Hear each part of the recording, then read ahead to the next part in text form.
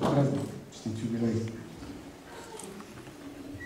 В тези априлски дни най-важното послание, това, което ние сме имали и са оставили нашите деди, това е единението и разбирателството. Защото българинът е доказал, че само тогава, когато е единен, когато сме заедно, тогава може. И тогава ни уважават.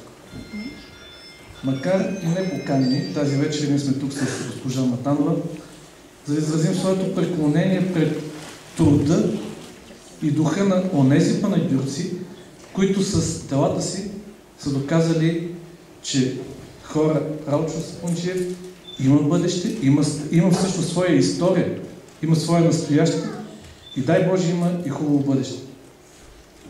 Но в днешно време просто хората, от които зависи, трябва да направят така, че да приемат и инакомислещите.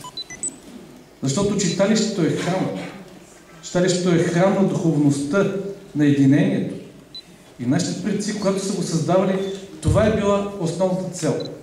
Неговите врати да са широко отворени за всеки. За всеки с буден дух и за всеки един родолюбив панагюрец. Пожелавам на всички вас големи творчески успехи.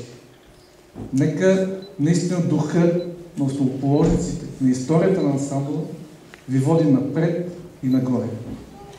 И нека заедно покажем, че сме единни и можем повече. Честит празник!